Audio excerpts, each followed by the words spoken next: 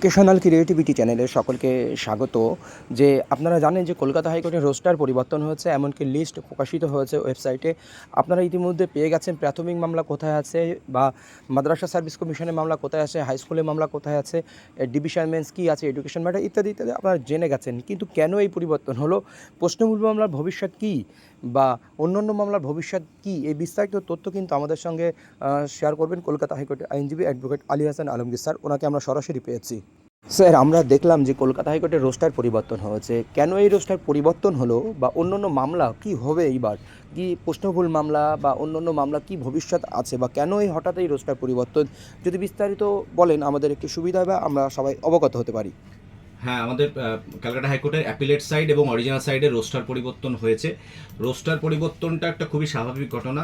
মানে roaster chief justice হচ্ছে master of roaster, এবং তিনি রোস্টার ঠিক করেন যে কোন জজ কোন ডিটারমিনেশনকে হোল্ড করবেন, কোন জজের ঘরে কোন মামলা শুনানি হবে। এটা খুব স্বাভাবিক ঘটনা, এবং এটা প্রায় একটা নির্দিষ্ট অন্তরালের পরে চেঞ্জ হতে থাকে।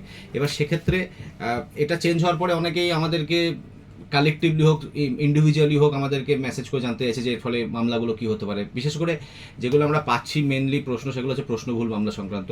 এবার দেখুন, আমরা খালি একটা জিনিস বলতে পারি, আইনজীবী হিসাবে রোস্টার নিয়ে আমাদের কিছু বলার নেই, কারণ ওটা আমাদের এখতিয়ারের মধ্যে পড়ে না। ওটা আমরা ওইসবের ব্যাপারে আমরা থাকিও না, আর আমাদের এখতিয়ারও নেই তাতে। এবার কি হতে পারে না হতে পারে সেটা সম্পর্কে আমরা একটা ধারণা দিতে পারি মাত্র, যে তাতে করে একটা জিনিস আমার মতে, যে বেঞ্চেই যাক মামলা যদি আমাদের ভালো হয় তাহলে সেই বেঞ্চ থেকে আমরা সুরাহা পাবো। এইটা নিয়ে আমাদের কিচ্ছু বলার নেই। যে বেঞ্চে যাবে সেই বেঞ্চে আমরা লড়বো, এবং সেই বেঞ্চে থেকে আমরা মক্কেলদের জন্য সুরাহা করার চেষ্টা করব। এবার সেক্ষেত্রে একটা জিনিস, যেটা যে প্রাইমারি ডিটারমিনেশনে এই যে প্রশ্নভুলের মামলাটাতে কী হচ্ছিল, আমরা একটা এমন জায়গায় আটকে ছিলাম যেখান থেকে ডিভিশন বেঞ্চের নির্ধারিত কমিটি, ডিভিশন বেঞ্চের নির্দেশে যে কমিটির ফর্ম হয়েছিল, সেই কমিটি তার ঐক্যমতেই পৌঁছতে পারেনি। মানে এমন একটা কমিটি হয়েছে যারা প্রশ্নগুলো ঠিক ভুল কী হবে কিছু প্রশ্ন নিরীক্ষে এখনো পর্যন্ত ঠিকই করতে পারলো না। এবার তারপরে কি হলো, তারা কখনো সিঙ্গেল বেঞ্চ যাচ্ছে, ডিভিশন বেঞ্চ যাচ্ছে যে আমাদের কমিটির মডিফিকেশন করে দেওয়া হোক। এই সমস্ত জিনিসের ফলে তো আমরা সাফার করছিলাম। আমার মতে অন্ততপক্ষে যে এই জিনিসটা হয়তো এতটা লিবার্টি প্রাথমিক পর্ষদ পাবে না এবার, আমার মতে। কারণ জাস্টিস ভট্টাচার্য এই ব্যাপারে একটু স্ট্রিক্ট আমার মনে হয়। উনি এতটা সময় ওদেরকে দেবেন বলে মনে হয় না। এটা যদিও এটা নিয়ে আলটিমেট কথা সময়ই বলবে। এবার বাকি মামলাতে তো যা ডিটারমিনেশন যা আছে, মানে আপনার যা রিপোর্ট আসবে তার ভিত্তিতে হবে।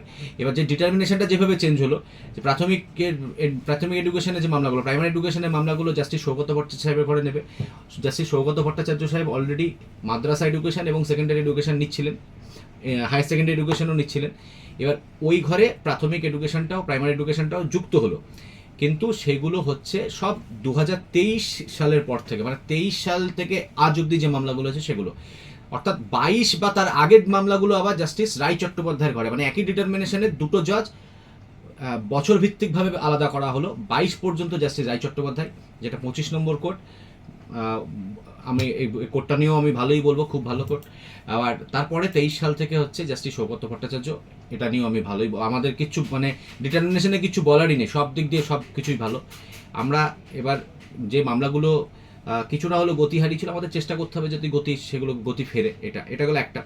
আর দ্বিতীয় হচ্ছে জাস্টিস বাসু সাহেবকে দিয়েছেন, জাস্টিস বিশ্বজিৎ বাসু সাহেবের ঘরে, যার ঘরে প্রাইমারি এডুকেশন ছিল, তার ঘরে কলেজ আর লাইব্রেরি এডুকেশনটা গেছে। তো আর একটা মেজর চেঞ্জ সেটা হচ্ছে জাস্টিস রাজাশেখর মান্তা সাহেবের ঘরে, যেটা প্রাইমারি এডুকেশনের অ্যাপিল কোর্ট ছিল, সেইটা পরিবর্তন হয়েছে। ওটা খুব তাড়াতাড়ি পরিবর্তন হলো, কারণ ওটা জাস্ট 2-3 দিন আগেই দিয়েছিল। ওটা জাস্টিস সোমেন সেনের ঘরে দিয়েছে। এইখানটাতে আমরা যেমনটা ভাবছিলাম যে যেমন ওই প্রাথমিক শিক্ষক বাতিলের ওই যে 32,000 আনট্রেন্ড টিচারদের যে বাতিলের মামলাটা, ওটা হয়তো গতি পাবে ভাবছিলাম, ওটা এখন তার মানে এই ঘরে হবে, জাস্টিস সোমেন সেনের নেতৃত্বাধীন যে বেঞ্চ, সেই বেঞ্চে হবে। খুব ভালো। আমাদের ডিটারমিনেশন নিয়ে কিচ্ছু বলার নেই। আমরা সব ঘর আমাদের কাছে সমান প্রিয়, এবং সব ঘরেই আমাদের কাছে সমান শ্রদ্ধেয়। সুতরাং যে ঘরেই হবে আমাদের সেই ঘরেই মামলা করবে, সেই ঘরেই আমরা লড়বো, এবং সেই ঘরেই মামলা জিতবো। তো যেটা হলো সেটা খুব স্বাভাবিক নিয়মেই হয়েছে। এরকম হয় সাধারণত গরমের ছুটিতে হয়, এবার একটু আগে হলো। কারণ হচ্ছে, মেন কারণ যেটা হওয়ার পিছনে, সেটা হচ্ছে রিসেন্টলি, বেশ কিছুদিন, মানে খুবই রিসেন্টলি 1-1 মাস হবে আগে, সুপ্রিম কোর্টের জাস্টিস অভয় ওকার ডিভিশন বেঞ্চ ক্যালকাটা হাইকোর্টের ক্রিমিনাল মামলা মানে বেল অ্যান্টিসিপেটরি বেল কেন ডিভিশন বেঞ্চ শোনে, কেন সিঙ্গেল বেঞ্চ শোনে না, এটা নিয়ে কিছু অবজারভেশন দিয়েছিল এবং ক্যালকাটা হাইকোর্টের কাছ থেকে রিপোর্ট কল ফর করেছিল যে তোমার কাছে কত বেল অ্যান্টিসিপেটরি বেলের কি পেন্ডেন্সি আছে সেটা ডিটেলস দাও। আর এক্সপ্লেনেশন চেয়েছিল, একটা জানতে চেয়েছিল যে এখানে ডিভিশন বেঞ্চকে কেন বেল অ্যান্টিসিপেটরি বেলকে শোনার জন্য এনগেজ করা হচ্ছে, কারণ বেশিরভাগ আপনার যেগুলো চার্টার্ড হাইকোর্ট এবং বেশিরভাগ হাইকোর্টে কিন্তু বেল অ্যান্টিসিপেটরি বেল শোনে হচ্ছে সিঙ্গেল বেঞ্চ। এখানে আমাদের ক্যালকাটা হাইকোর্টে যেটা ডিভিশন বেঞ্চ শুনছিল।